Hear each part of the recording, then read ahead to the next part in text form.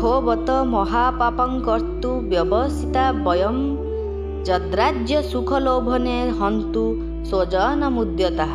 बड़ आश्चर्य और दुखर कथा जे आम्भे माने घोर पाप करने को निश्चय कर राज्य सुख लोभरे निजर स्वजन मान मारिबा पई प्रस्तुत हो जाइछु। आहो बत सज्जन मुद्यताः। ए दुर्योधनादि दुष्ट अटंती, एमानकर धर्म प्रति दृष्टि नाही, एमानक उपरे लोभ सवार होइछि। तेणु एमाने युद्ध पई प्रस्तुत हो जावा किछि बड़ कथा नुहे। मात्र आमे माने तो धर्म अधर्म कर्तव्य अकर्तव्य पाप पुण्य विषय जानू, एपरि जानी मध्य अज्ञ मनुष्य परि आमे माने घोर पाप करने पर निर्णय और विचार कर नहींचु। केवल एतिक नुहे, युद्धरे निजर स्वजन मानक मारिबा पई मध्य अस्त्र शस्त्र धरी प्रस्तुत हो जाइछु। आम मानक पई एहा अति आश्चर्य और दुखर कथा, अर्थात यह सर्वदा अनुचित। आमे जहाँ जानिछु शास्त्रु शुणीछु गुरुजन शिक्षा पाइछु एवं निज जीवन को सुधारिबार आमे जो विचार करिछु से सब को अनादर करी आज आमे युद्ध रूपक पाप करने पर स्थिर करुचु। यह घोर पाप महापापम। यही श्लोक अहो और बत दुईटी पद रही। एथिमध्य अहो पदटी आश्चर्यर वाचक। आश्चर्य कथा है युद्ध जोगु हेउथबा अनर्थ परंपरा विषय जानी मध्य आमे माने युद्ध रूपक घोर पाप करने दृढ़ निश्चय करिछु। बत पदटी खेद बा दुखर वाचक। दुखर विषय है केईटा दिन राज्य और सुखर लोभरे आमे निजर कुटुंब मानक मारिबा पई प्रस्तुत हो जाइछु। पाप करने को स्थिर करिबारे एवं स्वजन मानक मारिबा पई प्रस्तुत हेबारे केवल राज्य और सुखर लोभ ही कारण। तात्पर्य है जदि युद्धरे आमर विजय हेब ताहेले आमको राज्य वैभव मिलिजिवो, आमको आदर संस्कार मिलिबो, आमर महत्व बढ़ीजिवो, समग्र राज्य उपर आमर प्रभाव रहिबो, सबुआडे आमर आदेश काम करिबो, आम पाखरे धन होइजिबा द्वारा आम मन अनुसार भोग और सामग्री एकत्रित करि पारिबु, खूब आराम और सुखबोध करिबु इत्यादि। एहीपर राज्य और सुखर लोभ आमको ग्रास करिछि।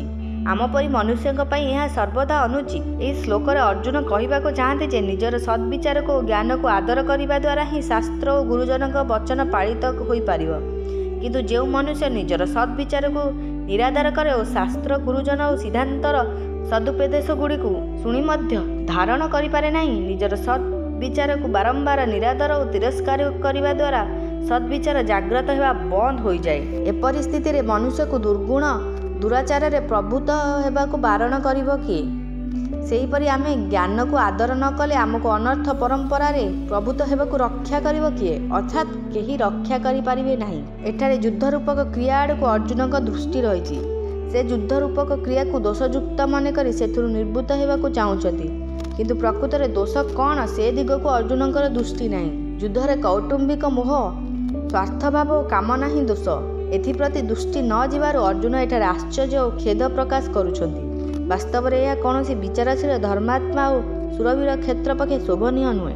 अर्जुन पूर्वर श्लोक लोभ को ही दुर्योधनादि युद्धरे प्रभुत हेबार कुलक्षय दोषर और मित्रदोह रूपक पापर कारण बोली कहले एवं एठारे मध्य राज और सुख लोभरे से निजे पाप करने उद्यत बोली कहिसंती। एथिरु प्रमाणित हेउछि जे अर्जुन लोभ को पापर कारण मन करुछंती। ताहेले आगकू श्लोक अर्जुन कहीं प्रश्न कर मनुष्य न चाहूले कहीं पापाचरण करे।